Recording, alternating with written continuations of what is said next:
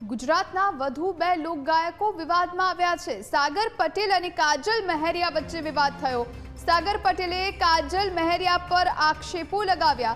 માં ઉમિયા પર અભદ્ર ટિપ્પણી કર્યાનો આક્ષેપ લગાવવામાં આવ્યો છે। સોશિયલ મીડિયા પર પોસ્ટ કરી સાગર પટેલે આક્ષેપ લગાવ્યા। બ્રિજરાન ગઢવી અને દિવાયત ખવડ પછી વધુ બે લોક કલાકારો વચ્ચે વાકયુદ્ધ છેડાયું છે।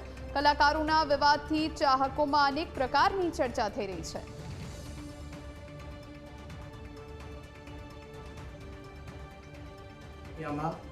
આજે હું આખા પાટીદાર સમાજને એક વાત જણાવવા માંગુ છું।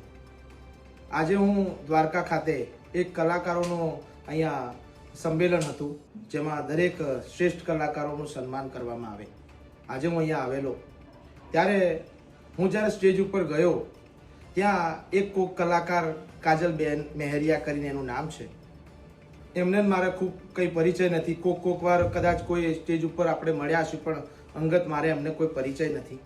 એમ છતાંય એમના મનમાં મારા વિશે શું અધ્યાવેદ હશે, એમને મારા પ્રત્યે શું ઈર્ષ્યા ભાવના હશે, તે આ પાટીદાર સમાજના ઉમિયામાના ભગતને કદી મેં મારા શબ્દ મારા મોઢેથી કોઈ દાડો અપશબ્દ મેં ઉચ્ચાર્યો નથી, અને મારા કાનમાં આવીને અપશબ્દ મને ગાળો બોલી, મારી માતાજી વિશે, મારી ઉમિયામા વિશે ખોટું બોલી, મને એવું બોલ્યા કે હું આ વિડીયોના માધ્યમથી નહીં બોલી શકું। મિત્રો, મારા ભાઈઓ, મારા સમાજને હું વિનંતી કરું છું કે આ બેન પહેલાં પણ એકવાર માતાજીને ગાળો દીધેલી છે આ બેનને, પણ એમનું અંગત મેટર હશે, એમાં આપણે પડવા નહીં માગતા। પણ આજે માં જગદંબા ઉમિયાનો સવાલ છે, આખા પાટીદાર સમાજનો સવાલ છે। આજે મેં જો તન મન અને મારા ઓતેડાથી જો માં જગદંબા ઉમિયાના ગીતો ગાયા હોય ને, તો મારા સમાજને હું વિનંતી કરું છું। આજે મને આ કહેતા મને ખૂબ અંદરથી દુઃખની લાગણી થાય છે। કંઈક બેન લેડીઝ હતો એ રહ્યો, એટલે હું એમને કંઈ બોલી ના શક્યો, અને આમ પણ હું ક્યારેય કોઈને અપશબ્દ બોલતો નથી। માતાજીના નામ સિવાય મારા મોઢે કશું આવે નહીં, અને આજે મને અપશબ્દ બોલી ગયા, માતાજીને અપશબ્દ બોલી ગયા।